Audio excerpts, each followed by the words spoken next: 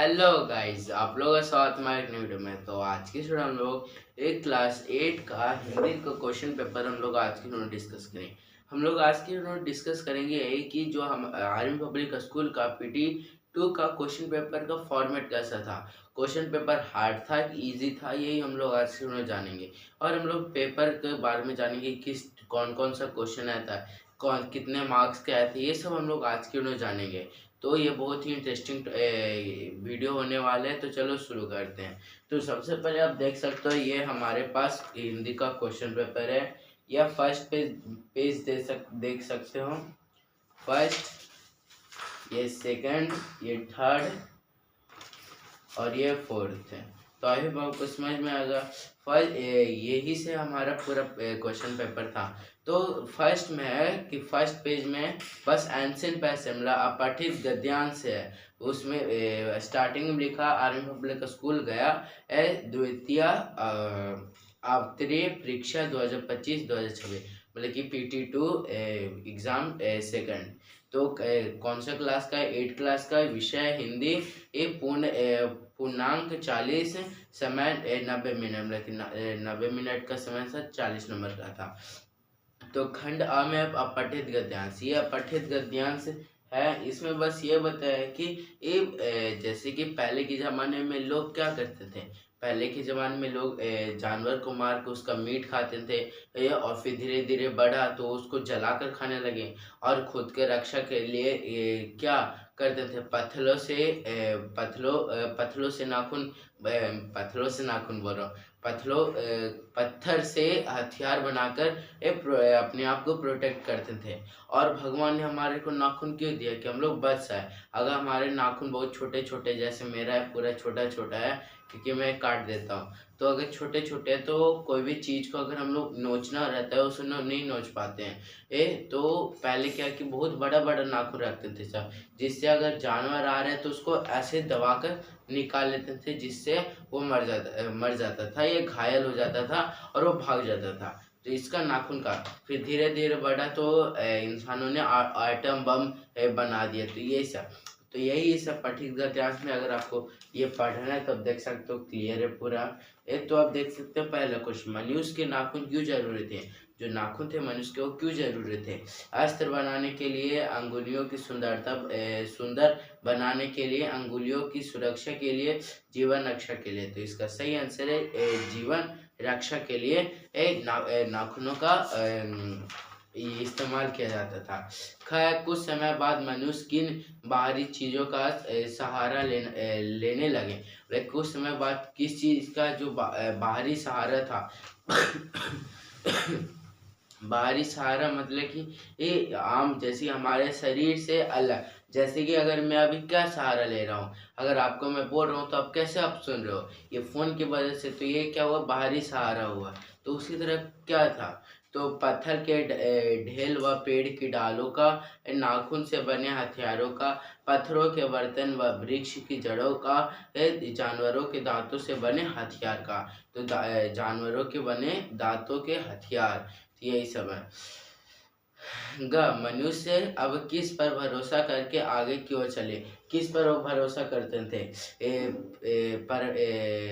परम पिता परमेश्वर पर मतलब भगवान पर, वज्र पर, एटम बम पर मतलब जो बम ये सब है, या नाखून पर, किसके ऊपर भरोसा करके आगे बढ़ रहे? तो एटम बम पर। क्यों? क्योंकि देख सकते हो क्या, अगर एक दूसरे से अगर लड़ाई होता है एक देश से दूसरे देश, तो क्या काम आता है, बोलना नहीं ना, एटम हथियार ये सब काम आता है। तो ये सब लेकर मनुष्य आगे बढ़ रहे हैं। प्राकृतिक मनुष्य को कौन सा अस्त्र से वंचित कर रहे हैं? धीरे धीरे मतलब कि कुछ पहले क्या होता था कि मनुष्य के पूरे शरीर में बहुत ही घना बाल हुआ करता था, पर जैसे जैसे समय बीत रहा है मनुष्य के इस शरीर में बाल कम रहा है। क्यों? क्योंकि पहले इसलिए होता था कि वो मनुष्य के पास उतना वस्त्र नहीं हुआ करता था, पत्ते से बनाकर वस्त्र पहनते थे, जिससे अगर ठंडी का मौसम में वो ठंडी मार देते थे, जिससे मर जाते थे। इसलिए प्राकृतिक ने उन्हें जैसे ये पूरा बाल जैसा पूरा केस प्रदान किया पूरे शरीर में, जिसके कारण ठंड से थोड़ा मोड़ा बच सके। पर अब स्वेटर आ गया तो धीरे धीरे खत्म हो रहा है। तो वही, तो किस चीज़ से, तो नाखून से वंचित कर रहे हैं। क्यों, कैसे? क्योंकि आप पूरा देख सकते हो, अब नाखून जो है उसको कोई इस्तेमाल ही नहीं करता, बस लेता है, काट देता है, बस खत्म। पर पहले बहुत ही इस्तेमाल हुआ करता था। तो आई होप आपको समझ में आएगा। अब निम्न एक गद्यांशों का शीर्षक लिखे हैं। मतलब शीर्षक मतलब होता है कि अगर मान लीजिए आप कोई एक पैराग्राफ पढ़ें, पैराग्राफ पढ़ने के बाद आपसे पूछा जाए कि इसका हेडिंग बताए, मतलब कि हेडिंग टॉपिक ये किस चीज़ के टॉपिक पे था, तो आपको बोल दोगे अगर ये किस चीज़ के ऊपर था, मतलब कि मनुष्यों का विकास, ये मैंने लिख कर आया है। तो आई होप आप क्या आंसर सही है कि नहीं है। अब देखते हैं खंड ब व्यवहारिक व्याकरण। व्यवहारिक व्याकरण मतलब कि जैसे कि हम लोग व्यवहार, जैसे अगर हम लोग आपस में बोले ना, तो ये भी बोलना ही है ना, तो ये क्या हुआ, संज्ञा, कौन सा संज्ञा, संज्ञा हुआ, मौखिक हुआ ना, मौखिक संज्ञा, लिखित संज्ञा, मतलब ये मौखिक हुआ। तो व्यवहारिक व्याकरण के बारे में बात किया है। पहला नियत दिए गए शब्दों में से तीन की परिभाषा लिखी, ये 5 दिया हुआ है ना, एक कि पहला है क्रिया विशेषण, पद, संबोधक, विस्मयादि बोधक शब्द, इसकी परिभाषा लिखना है। तो पहले मैंने लिखा था क्रिया विशेषण, क्रिया मतलब कि इनमें से कोई 3 का क्रिया विशेषण, संज्ञा सर्वनाम की क्रिया की विशेषता बताने वाले शब्द को क्रिया विशेषण कहते हैं, ये है। फिर दूसरा पद, पद मैंने नहीं लिखा था, संबोधक लिख दिया था, और मैंने संबोधक का याद नहीं था, तो जो सेकंड जो शब्द, दो शब्दों, वाक्यों और वाक्यांशों के जोड़ने का कार्य करते हैं, उन्हें संबोधक कहते हैं, जो कि मेरा गलत हो गया, तो 2 नंबर मेरा यहाँ चला गया। फिर एक शब्द मैंने लिखा था विस्मयादि बोधक, मेरे को याद नहीं था तो छोड़ दिया। अब शब्द, दो से अधिक वर्णों के मेल से, उनमें जो दो या दो से अधिक वर्णों के जो मेल से जब कोई नया,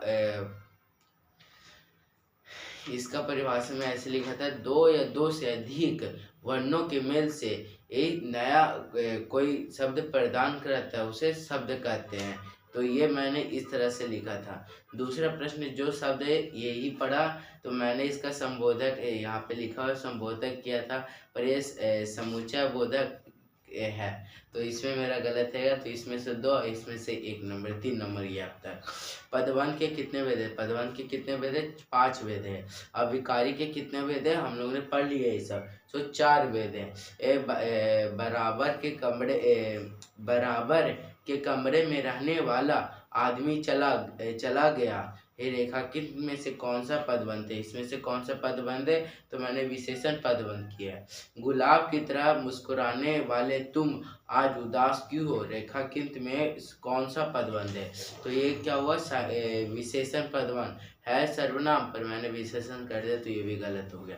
तो 5वां, एक बार अकबर बादशाह के पास 2 व्यक्ति नौकरी के लिए आए, इसमें से जो रेखा अकबर बादशाह के नीचे है, फिर 2 व्यक्ति, कौन सा है, तो पहला मैंने संज्ञा लिखा है, दूसरा मैंने कौन सा है, परिमाण लिखा है। तो आपको समझ में आए कौन सा है। अब खंड सा मतलब कि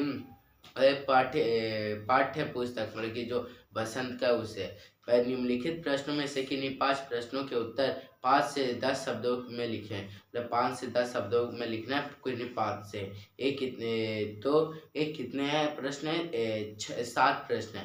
पहले, सुदामा के द्वारका पहुंचकर किसका धाम पूछा, जब जो सुदामा थे जब द्वारका पहुंचे तो किसका धाम पूछा था, तो श्याम का धाम पूछा था। जहाँ पर यह पाठ में पुडुकोट्टई नामक जिले का वर्णन, यह जिला किस राज्य में है, ये तमिलनाडु में। जो पुडुकोट्टई जो जिला किस राज्य में है, तो तमिलनाडु।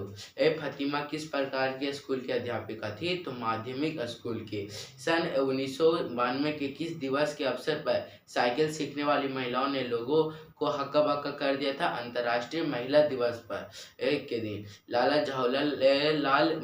लाल का मकान ठठेरी बाजार में था, उनका यह मकान उत्तर प्रदेश राज्य में किस जिले में स्थित है, तो हम लोग ने पढ़ा था कि काशी के ठठेरी बाजार में उनका क्या था, दुकान था। तो यहाँ पे काशी जिला है, आपको पता ही होगा काशी, तो काशी जिले में था। ये 5 लिख दिया, पर मैं तो आपको और आंसर बता दूं, लाला झाऊलाल के मकान के नीचे बनी दुकानों से प्रतिमा से कितना किराया आ जाता था, लेकिन जो लाला जवाहरलाल कितना किराया लेता था, तो 100 रुपये प्रतिमा के हिसाब से लेते थे।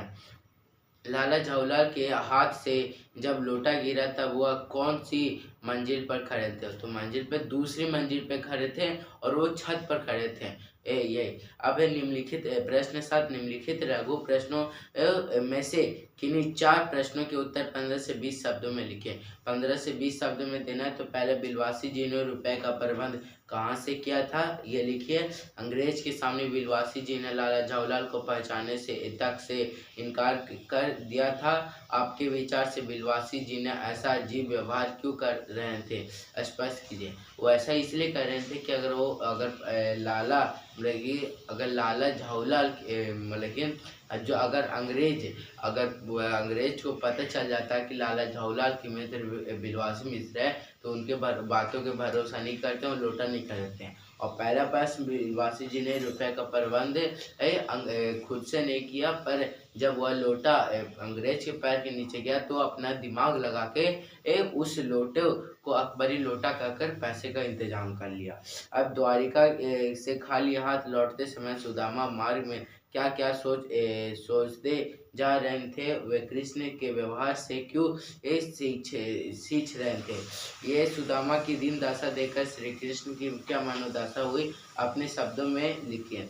आपके विचार से लेखक ने इस पाठ का नाम जहाँ पहिया है क्यों रखा होगा। साइकिल आंदोलन में पुरुष कुतरेही की महिलाओं की जीवन में कौन कौन से बदलाव आए।